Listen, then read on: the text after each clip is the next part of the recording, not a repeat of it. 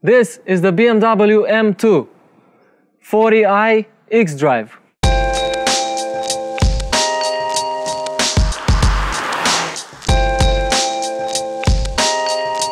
Okay, so this is not a full-blown M car. However, this M Performance 2 series is almost as quick as the M2 in a straight line. But is that enough to stop you from spending an extra 12 grand on an M2? Join me as I give this M240i Coupé the road and track treatment to find out.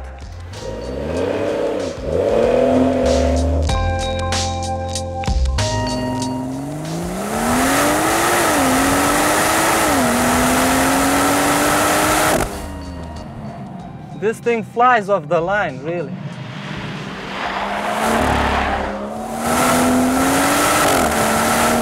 While you're in Sport Plus mode, the dynamic traction control system is off, allowing you to play a little with the car. You see that especially in these tight corners. Damn, this thing is fun. When I learned it was an xDrive model, I was a bit disappointed because I really wanted to drive the M240i with rear-wheel drive, which is standard. The xDrive is an option. But now I can say this thing is fast. And I just love the way it pulls.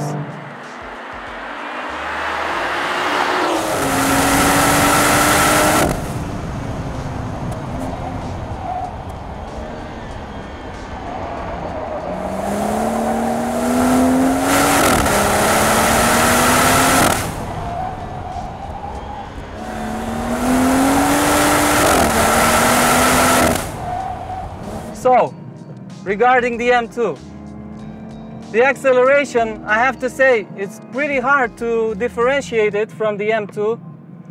It's just 1/10 of a second, really, to 100 kilometers an hour. But in corners, this car is not as stable as the M2.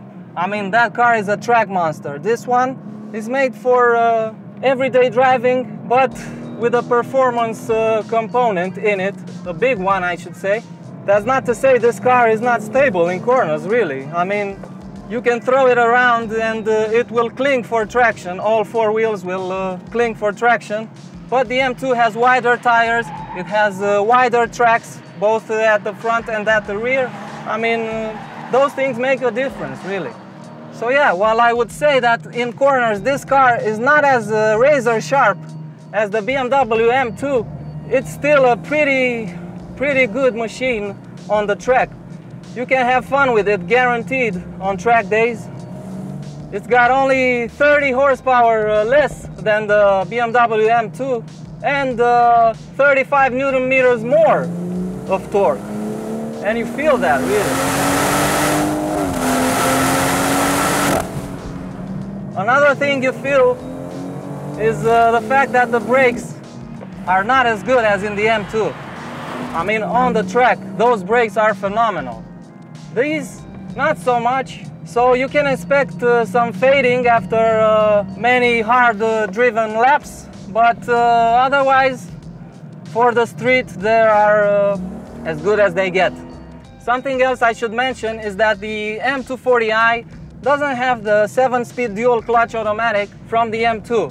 Instead, it's fitted with the 8-speed ZF automatic transmission with torque converter, which is 99% of the time fantastic.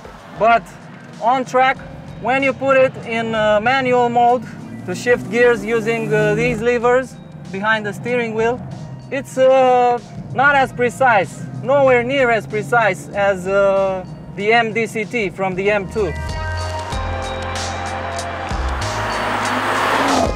Okay, so after driving the M240i xDrive Coupé on the track, I can say it's not as good as the M2, but it's really close. Only track day experts and professional racing drivers will notice the differences, the big differences between these cars.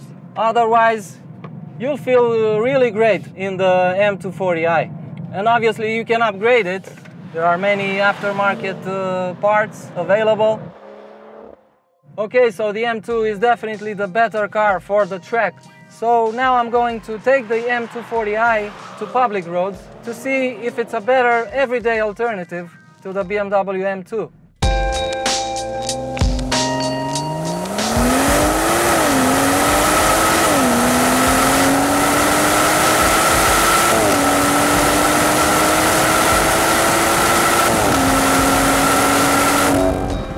Returning to the comparison with the M2, in comfort mode the M240i gets the upper hand. And I have to admit, it has a trick up its sleeves, and that is the adaptive suspension, which is optional, but this car has it. And it makes the ride more cushy, more soft. The suspension soaks up bumps more effortlessly, and it doesn't transmit any shocks to the cabin. Speaking of comfort, when you're inside the M240i, you don't really feel different than in the M2, because the interior is very much the same. The layout of the dashboard, the materials are very similar. Of course, in the M2 you get little things that set it apart, like carbon fiber trim, a different steering wheel, and the M logo all over the place. But overall, I don't feel there's much difference between this car and the M2 in terms of interior design and quality. Another area where I think the M240i is better than the M2 is in everyday usability. I mean, you can totally drive this thing in the city and be very relaxed, even though you're in a traffic jam and everybody's mad, because you have this automatic transmission that does everything for you, and you have a comfortable ride, a silent interior, because in comfort mode the throttle response is not only softer, is not only lower, but the engine noise is less present than in Sport or Sport Plus mode. And comparing this to the M2, wow. In the M2, even in comfort mode, the engine is way noisier than in this car in Sport Plus mode. Of course, some people like that, and most M2 buyers love that. But for those customers who want a jack of all trades, a car that can do more things, because you don't have money to buy 10 cars, you buy just only one, the M240i makes way more sense.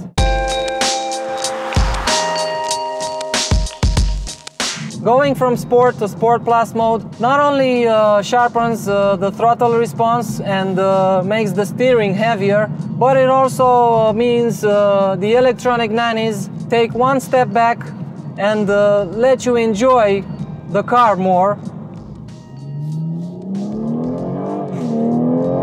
Oh my God.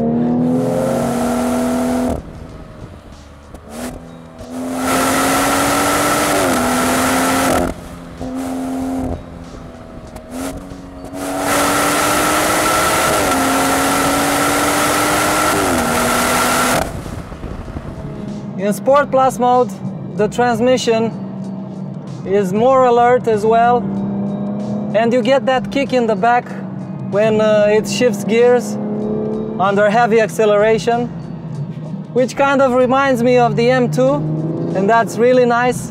When it comes to fuel economy, the M240i scores another point in its battle with the M2. It's quite something, this car. I mean, it's so versatile. You could say this car has a split personality disorder. That's how great the difference between comfort mode and Sport Plus mode is. It goes from being a quiet little cruiser to a manic tire shredding monster, and that's what I love about it. To sum things up, I think only drivers who frequently go to track days will be able to make full use of the M2's sharper handling, increased traction, and beefier brakes. Everyone else will be more than happy with the M240i as a daily driver, including myself. And if you've decided to buy an M240i, don't get it with the optional xDrive all-wheel drive system, unless you live in Alaska or a similar place, because the standard rear-wheel drive model is 50 kilograms lighter and way happier to slide its tail around corners. Not only that, it's also $2,000 cheaper. And since I'm giving consumer advice right now, what you have to know is that when you go for the rear-wheel drive model, you also gain access to the standard 6-speed manual transmission, which shaves another $2,000 off the M240i's purchase price.